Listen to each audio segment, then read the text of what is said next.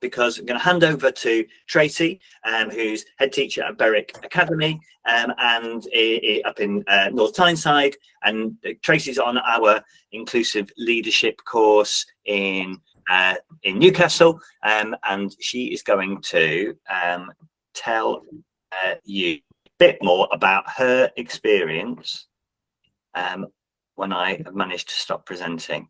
Tracy, over to you to tell you a little bit about your experience on the Inclusive Leadership course this year. So yeah, good evening everyone. I am head teacher of Berwick Academy. We're in Northumberland, so we are don't worry, we are the most northerly town in England, and we are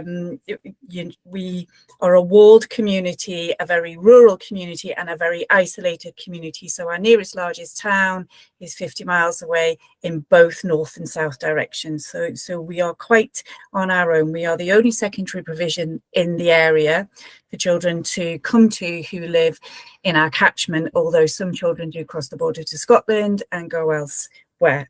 The school has been through quite significant changes, and we came out with special measures 2 years ago. And when I originally joined the school, I didn't join as head teacher. I actually joined as an English teacher who had previously been in senior leadership, and I won't bore you with an entire tale of that, but had come into a school that was quite frankly dangerous. And I'd never seen anything like it. And I worked in the heart of Sunderland. I'd worked in, some really inner city challenging schools, and it was in a very difficult position. And the reason I'm giving you that context is because to get that school safe, we had to take some absolutely drastic action. And I took over the leadership of the school, and we had to pull it together. And we did put in some really clear systems and processes because of where we were. That was really important for us. However, what has happened, and it's been quite a reflection, and I'm not saying this is something, I'm not preaching to anyone, I'm not saying this is what you need to do, I'm saying this is what we have done, and this is what has worked or is beginning to work for us. So we had continued down that road of, policy, process, etc., and we have begun to see the relationships that we had formed positively with our children beginning to break, particularly after COVID.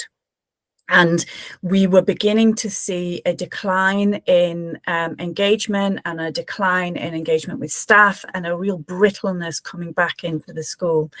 And we knew we had to do something, but we didn't know what.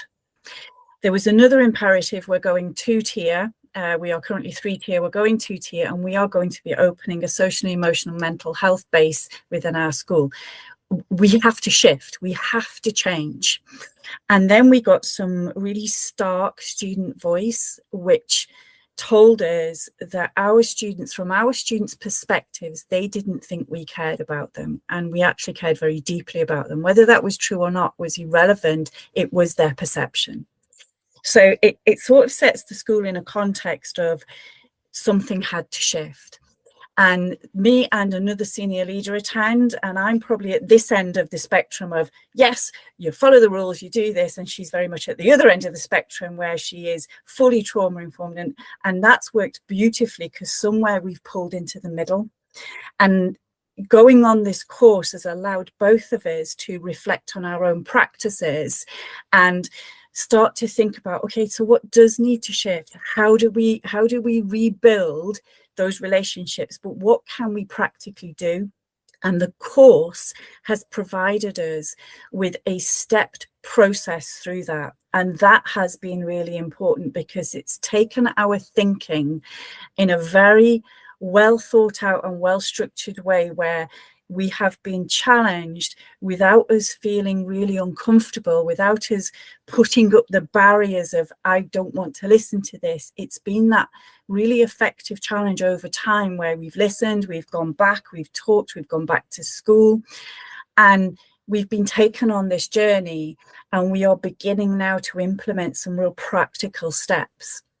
So linking to that thing that Sean was talking about policy, we've had another look at our policy, but basically our policy is fine. Our behaviour policy is fine because we're not really interested in that process. That's there to catch things. That's there to deal with certain issues, certain things. But our practice and what we've decided to talk about is this whole thing around developing the relational practice of staff, but it become personally meaningful for us. And that was a real key turning point. And we are beginning that as leaders now, and then we will trickle that through into staff.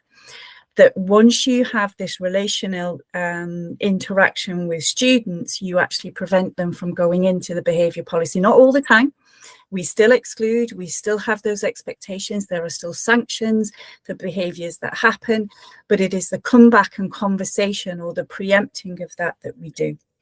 And the way we have chosen to do this is starting really, really small with some really small changes, but meaningful adjustments to our interactions and our practices. And we started with this idea that interventions and interactions are not rewards. And that was a massive change for us. So we continue to reward children, but that's not the biggest reward. And research tells you that rewards don't work to change behaviours, but interactions and interventions do, because a recognition of a change in behaviour actually works wonders for children, and it can be reflected in interactions and interventions. So we are beginning to develop our own practice around that and model that across the school. So all of our senior leaders now model that across the school in interactions with young people. And we don't lower our standards. What we are modeling is how we want that interaction to have. So we have scripts that we've developed, and we are replanning the implementation of those strategies around scripts, around removing barriers to success for young people, teaching young people how we want them to be. So how do we want them to be a student? How do we want them to be in the corridor? How do we want them to be with each other? So we are taking all of those principles and modeling them to groups and looking at, is that making a difference? And I have to say, it has made a significant difference, and we are at the start of our journey with our children. But I think that one of the biggest things that was said the other day to me by a child was, "Hey, miss, you've really chilled out, haven't you?" And that conversation that I then had, I just thought, wow, that's actually quite a reflection back at me around, they were seeing the real me and not a tense sort of people who were trying to hold the school together. That is really important, considering we are going to be taking on some of the most vulnerable students in our community who are currently having to travel 30, 40 miles in taxis because there is no provision in Berwick for them. We've got to make that provision, so we've got to develop our practice. And what we want to come out of this is that the interactions that staff and students begin to have are interactions that engage in learning. And for us, that was the key, that the difference comes with. It's not about saying, well, you've got this inclusive practice and it sits over here, and then the learning and education and academia sit over here, and sort of there's this gap between them. It's a fully integrated practice, but there are small steps you take through it. I'm hoping that it does make that biggest difference before we begin to go two-tier, because if we can get that in place now, when that big shift comes, I think it is actually going to make what we do successful. So I think if I was to take anything away from it, it was, and you know, Sean knows I've said this, I was the open-minded skeptic in the room, and I was probably the person sitting there going, yeah, okay, right.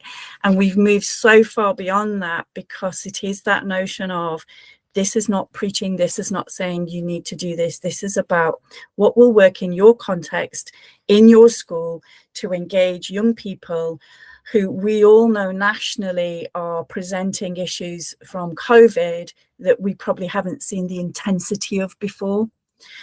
So our mantra is around just what Sean said. It is around changing the craft of our practice in the interactions we have with young people.